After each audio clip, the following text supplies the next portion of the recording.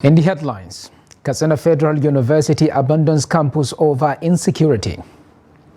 FG sets 11 inmates free from Enugu Correctional Center. 9 injured, others born in Obomosho-Oyo Expressway accident. On the foreign scene, at least 700 killed in 24 hours as Israel continues heavy attacks on Gaza. Hello and welcome to Trust News Update on Trust TV. I am Abdurrahman Omar. Thanks for joining.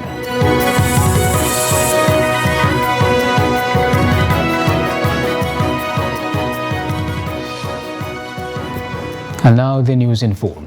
The Chancellor of the Federal University Duzama, Katsina State, King Dandeson Douglas Jaja, has expressed concern over security challenges facing the institution. Speaking during the institution's 7th and 8th joint convocation ceremony on Saturday, he revealed that the university's main campus is located in a volatile area prone to kidnappings and bandit attacks. He said due to these security threats, the university faces constraints in using its main campus facilities, requiring daily transportation of students between campuses under security agency protection. While acknowledging the support and cooperation of various security agencies and the state accompanying the students, he appealed to the federal government and all stakeholders to do more to address these challenges. Recall that in October, bandits abducted 5 female students of the university.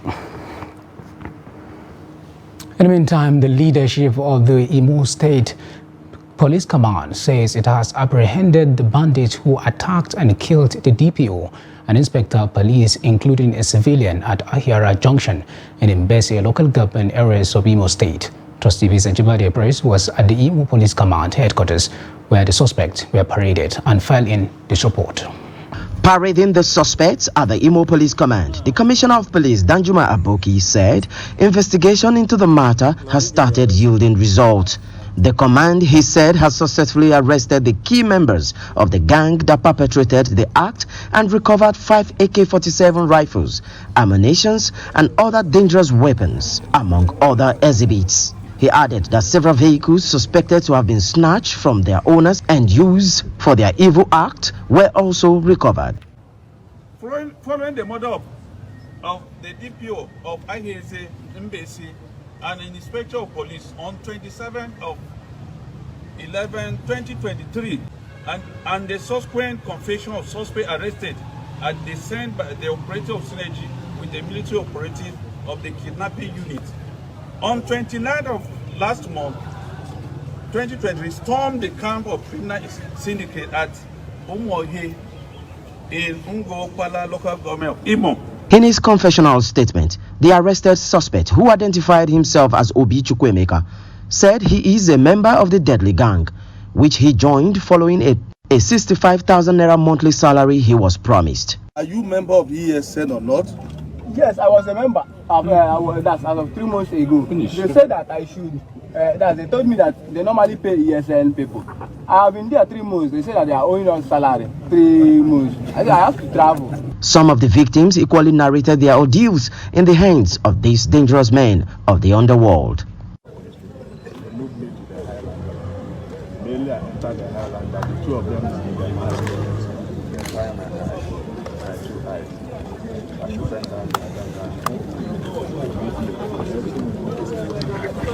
I get out from my motor, say make I open my gate. 4 of them come jam me, say come on, get out from there, enter motor. They kidnap me, put me for the back of my car, carry me go to the inside bush, carry all my bag where I put money, carry all the whole my big phone, 2 phone and 1 small phone. With the arrest of these ones, the CP urged all sons and daughters of the state who wish to travel home for their Christmas festival to feel free to do so without any fear. And I would like to use this operation to inform all the Imolites in and out of this country that they are free to come in to celebrate their Christmas and New Year festivity. Although some of the suspects are still at large with bullet wounds sustained from the gun duel when the anti-kidnapping unit stormed their camp, the police are not relenting in their effort to get all of them arrested and made to face the law. Ajibade Praise, Trust TV News, Owerri.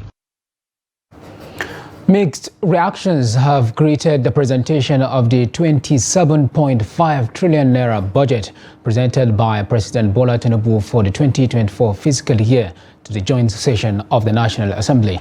Some analysts and social commentators have alleged that President Bola Tinubu presented empty boxes, supposedly containing the 2024 budget to the National Assembly. The lawmakers also passed the document for a second reading on Friday after 2 days of debate and subsequently referred it to their committees on appropriation. After a closed-door session with the subcommittee chairman under the Appropriation Committee, Chairman Senate Committee on Appropriation Adeola Solomon said the allegation was totally wrong, even as he explained the details of the budget presentation. I think you see all the papers today. There are sectorial releases of what the president presented to us. And you see, I don't know what, you know that the president presentation is the first reading. The second reading is the debate of the general principle of the bill as contained in the speech of the president, which we debated for 2 days. And on Friday, the budget was submitted to us, and immediately we went to work and released all the sectorial releases which has been presented by the president to Nigerians so that they will know which ministry gets what is going to which ministry. And after that is the details which will be worked with for the agency that will be appearing before us to defend their budget. So whoever is saying that, he doesn't know what he's saying. I know that part of the directive given by the President of the Federal Republic of Nigeria is that all ministers at this point should ensure that they are on ground to defend their budgets before the National Assembly. And I know no head of agencies or parastatals will flout that order of the president. And we are working towards that. And from next week, you will see agencies coming up to defend their budget in the National Assembly. The President of the Senate, Godswill Akpabio, has declared that the ruling All Progressives Congress, APC, has come to stay in the South-South. Akpabio spoke while receiving national executives of the party from South-South, led by the National Vice Chairman, Victor Gedem, who paid him a courtesy visit in Abuja. The report. He expressed confidence that with its current performance, the party will do better in the region during future elections. He said indications of this were clearly shown by the performance of the party in the zone in the last general elections. The only way we can pay back the national leadership of our party, the only way we can show appreciation to Mr. President for standing by the South-South to produce a Senate President after over 45 years, is for us to make sure that in 2027 we give him and the entire APC resounding victory in the 6 states of the South-South region. We won the presidential election in Rivers State, where the chairman comes from. It shows that things are bound to happen. And of course, for you to have made such appreciable effort in even winning in 2019, the whole of Bayelsa State, but for technical issues in the court, it shows clearly that APC has come to stay in the South-South region. We are also here to encourage you to do all within your powers to continue to support the President, Commander-in-Chief, President Bola Ahmed Tinubu, GCFRO, and ensure the success of his administration's renewed hope agenda. As the zonal ESCO of our great party in our region, we assure you of our continued support, particularly in ensuring that the APC wins more states in the South-South, and also in attracting dividends of democracy to the South-South geopolitical zone. We believe that with you, in partnership with the zonal ESCO, the socio-economic prosperity of our people will be guaranteed. President of the Senate therefore charged leadership of the APC in the region to work assiduously to ensure that the APC win next year's governorship election in Edo State. Kano State Governor Abba Kabir Yusuf on Saturday flagged off the payment of 6 billion naira gratuity and death benefits to over 5,000 pensioners in the state. The official flag-off ceremony was held at the Coronation Hall, Kano State Government House. Salim Ibrahim completes report. Speaking at the event, Governor Abba Kabir assured of the commitment of his administration in settling all backlog of gratuities to pensioners, as well as enhancing the welfare of civil servants in the state. He said his administration inherited a huge liability of pension gratuities of retirees, adding that many of retirees have passed away without receiving their entitlements. At this juncture, it is pertinent to note that the present administration inherits huge amounts as unpaid gratuities, death benefits, and of course pension arrears that accrued and lingered from June 2008 to date for over 75 billion, out of which 43 billion is for the death benefits and gratuities of states and local governments. The governor noted that the payment will continue, stressing that the backlog of over 48 billion naira pension and gratuities will be settled in the nearest future. He urged beneficiaries to make judicious utilization of the benefits for a brighter future. Also speaking, the national president, Nigeria Union of Pensioners, Godwin Abumisi, represented by the national trustee, Abdullahi Zoho Garba, said the settlement of unpaid gratuities and death benefits at a time when his other colleagues are grappling with take-up issues speaks volume of the governor's capacity to, like never before, provide dividends of democracy to the people of Kano State. Your Excellency, permit me to use this occasion to remind both federal and state governments of the pains, frustrations, and hardship Nigerians, including pensioners, are currently facing as a result of subsidy removal. In the light of this, we wish to use this occasion to passionately appeal to both governments to do something very fast to assuage the pains of our members and other vulnerable Nigerians. In their separate remarks, the Deputy Governor Aminu Gorzo and former Deputy Governor Hafiz Abubakar urged the pensioners not to allow what they called illegal deductions of benefits by the previous administration to go free. This 5.4 billion illegal deduction has not been remitted to Kano Treasury. They are in Abuja. The illegal deductions of 5.4 billion are with individuals in Abuja. So I am advocating the first step is for the Nigerian Union of Pensioners of Kano State to document and deliver their complaint to the EFCC to look for their 5.4 billion. They therefore call on them to report such case to the anti-corruption agencies available. Salim Umar Ibrahim, reporting for Trust TV News, Kano. No fewer than 11 inmates of the Enugu Correctional Center have been released under the federal government prison decongestion program. The inmates were drawn from the Enugu, Nsukka, as well as Oji River and Ibete Olu custodial centers. The inmates were handed over to the Minister of Interior, Dr. Olubunmi Otunji Ojo, who was in Enugu for their official release to their families and society.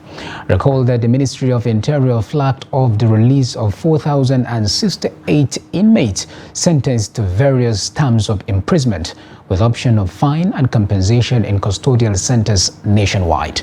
Speaking during the ceremony at the Enugu Maximum Correctional Center, the minister said the gesture was part of measures to decongest custodial centers and make them humane for proper reformation and rehabilitation to take place.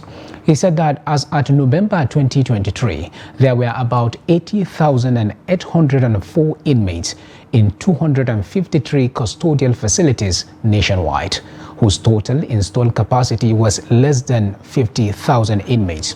Tunji Ojo acknowledged that the alarming figures show that Nigeria's custodial facilities are overcrowded, necessitating the initiative targeted towards addressing the overcrowding conundrum bedeviling custodial centers and their reformatory function. The minister further stated that most of the inmates at the verge of regaining their freedom were indigents who could not afford to pay their fines and were languishing in custody. It disclosed that philanthropic individuals, groups and corporate bodies raised the sum of 585 million naira only for their release as part of their corporate social responsibility. The minister advised the released inmates to stay off crime and criminality, charging their immediate families and the society not to stigmatize them. Meanwhile, the Federal Road Safety Corps said 9 passengers sustained varying degrees of burns in an auto crash on the Obomosho-Oyo Expressway. The sector commander in the state, Joshua Adekanyi, who confirmed the incident in an interview with the news agency of Nigeria, said the accident, which occurred on Saturday, involved a trailer and a truck in the Sekona area along Obomosho-Oyo Expressway. Adekanyi said that 9 out of the total 13 people involved in the accident got burned, while 4 others escaped unhurt. According to Adekanyi, the accident happened around 3:30 a.m. on Saturday, and the truck vehicle caught fire while the trailer collided with it. He said a likely cause of the trailer colliding with the truck may be as a result of overspeeding or wrongful overtaking. The sector commander said the burned victims were referred to the University of Ilorin Teaching Hospital for treatment. Adding that the RSS 11.31 Obomosho and RSS 11.312 Oolo commands conducted a rescue operation. Adekanyi said other agencies that carried out the rescue operation are the Fire Service and Odo Oba Police Division. This is Trust TV News Update. Coming up ahead. Students lament deplorable state of accommodation in institution. Details of that and more after the break. Please stay with us. This is Trust TV, documenting the Nigerian story.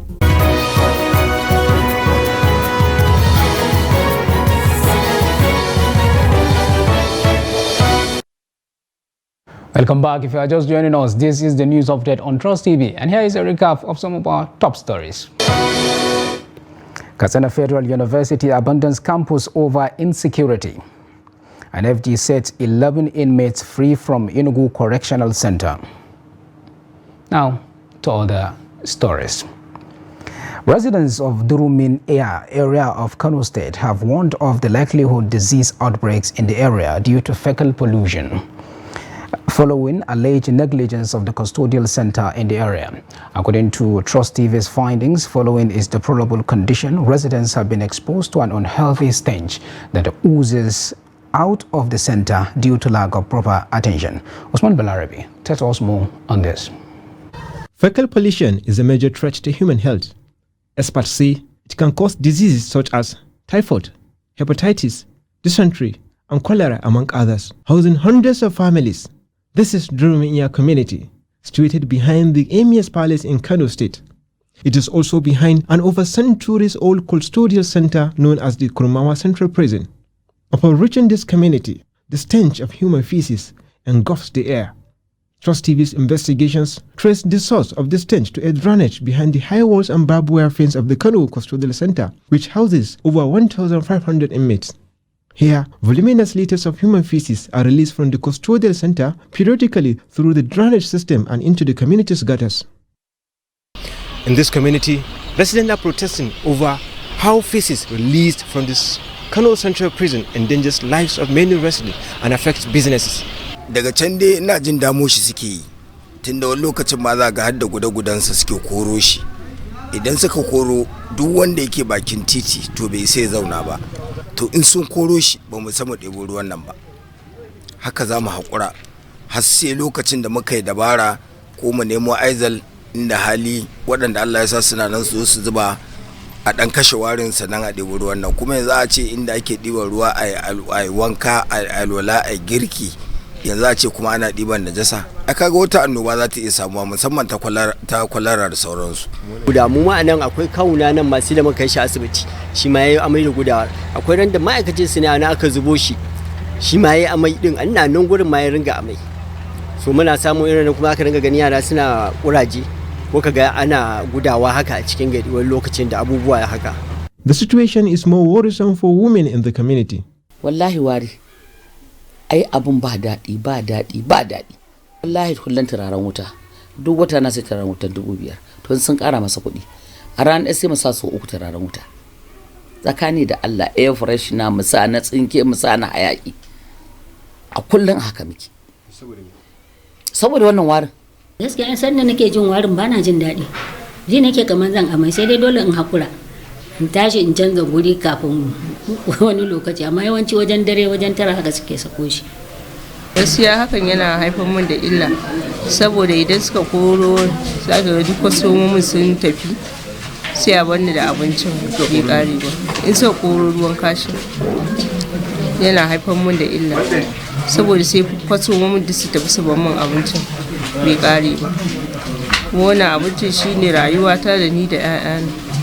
A Texas-based Nigerian public health researcher in the United States of America, Dr. Abdulaziz Bako, explained that communities like Dreaming Ear risks a lot of human diseases. Feces contain a lot of harmful organisms in addition to potentially harmful chemicals. Also, they contain a lot of harmful organisms. We call them pathogens. And these pathogens might cause a lot of human diseases, particularly gastrointestinal diseases. And examples of such diseases are cholera, dysentery, typhoid fever, salmonella infection, E. coli infection, hepatitis A, and a host of other diseases that might be caused by those pathogens.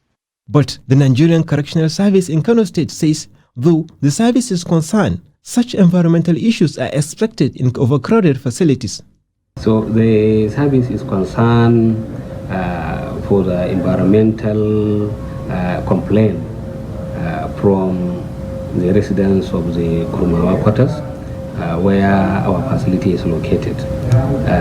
The facility, it was built in 1910 for over 100 years, and it was built to house 750 inmates. But right now, it locks more than 500 inmates.